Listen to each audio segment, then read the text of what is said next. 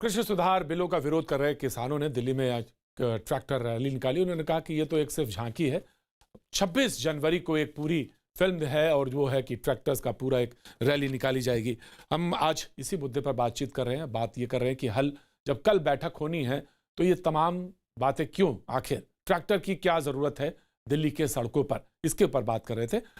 जफर इस्लाम साहब से मैंने कहा था कि मैं आपको दूंगा, फिर ममता काले मैं आपके पास। ऑफ कोर्स रशीदी साहब, बिल्कुल आपका चांस बनता है, मैं आपके पास भी आऊंगा। जफर इस्लाम साहब, मुझे मौका कब मिलेगा? मेरी आवाज भी बंद हो जाएगी, बोलने पे नहीं जाएगा, सारा अत्याचार समाजवादियों पे करेंगे आप। नहीं नहीं मैं नहीं, तो नहीं।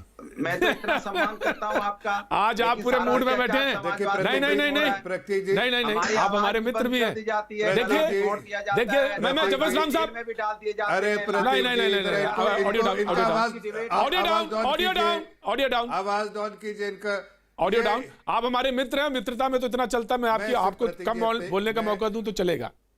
आप सुनिए, आप बहुत ज्यादा बोल देते हैं, इसलिए इस वजह से मुझे कहना पड़ता है। जफर इस्लाम साहब,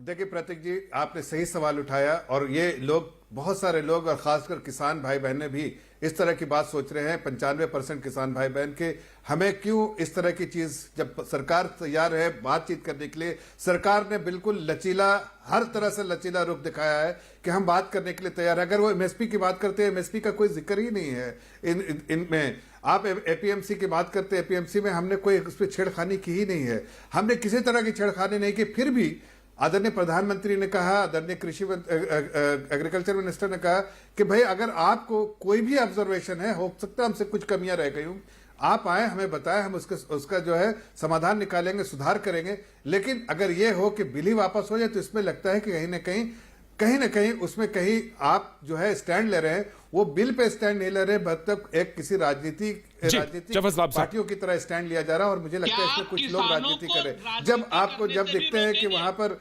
यादव जी जब इसके बारे में बात करते हैं तो लगता कि हाँ, नहीं किसान के वोट के अलावा आपकी सरकार, अरे भाई, अब दलालों की दलाली मत कीजिए, दलालों की दलाली मत कीजिए। किसानों की चिंता होती तो आपके सरकार थी। 70 के दशक से क्या आमदनी हुई? नहीं, क्या आमदनी करवाए आपने? सुरेंद्र राजपूत जी, आपने क्या आमदनी की है 70 के दशक से किसानों की? जरा आप बताइए किसान भाई बहनों के, हमने क्या किया है? आपने कुछ नहीं किया। अरे कराची को छोड़िए, अभी आप उन कराची के बार मत दोहराइए। उनकी अगर दुर्दशा जो आपने की है, हमने तो क्या, अरे भैया उसको छोड़ दो ना।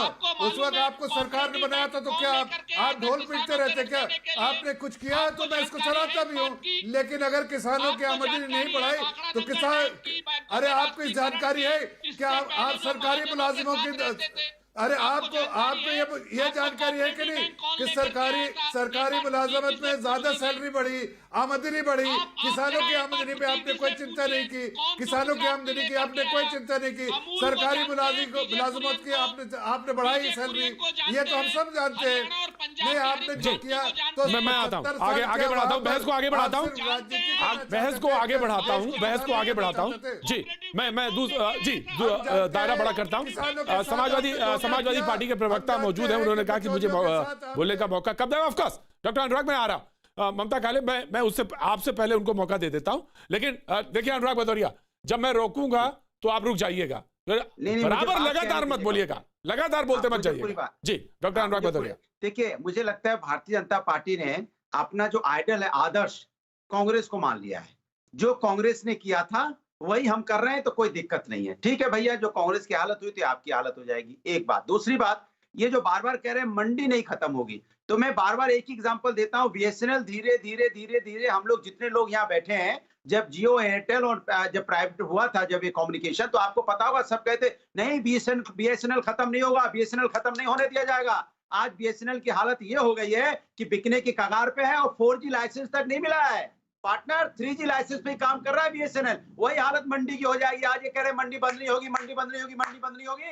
जब ये प्राइवेट पार्टी इंटर कर जाएगी, धीरे धीरे मंडी में लोग जाना बंद कर देंगे, मंडी बंद कर देंगे, आना बंद हो जाएगा। जफर साहब, मैं आपसे क्लैरिफिकेशन ले लेता हूं। वसूलेंगे, फिर 1700 का 1000 रुपए में किसानों से खरीदेंगे, फिर किसान सुसाइड करने पे कहीं का नहीं रहेगा। ये चाहते हैं धीरे धीरे गला घोंट देंगे किसान का। किसान जागरूक है, किसान जान चुका है कि आगे जाके हमारी बर्बादी बीएसएनएल की तरह होगी। इसे ठीक है, आप उदाहरण बार-बार दे रहे हैं ना किसी कंपनी का उदाहरण आप बार-बार दे रहे हैं। वो क्या चाह रहा है? जफर इस्लाम साहब, नहीं, वो क्या चाह रहा है? एक छोटी सी बात चाह रहा है कि मेरी एमएसपी फिक्स कर दी। अगर मंडी में जो एमएसपी हमें मिल रही है वही एमएसपी प्राइवेट उसको क्लैरिफाई कर दीजिए। किसी कंपनी का नाम ये ले रहे हैं बार-बार, बीएसएनएल का नाम, उसको क्लैरिफाई कर दीजिए। सुन लीजिए बीएसएनएल का। आपका बार-बार जफर इस्लाम से बेहतर कौन बताएगा इस बात को? जी देखिए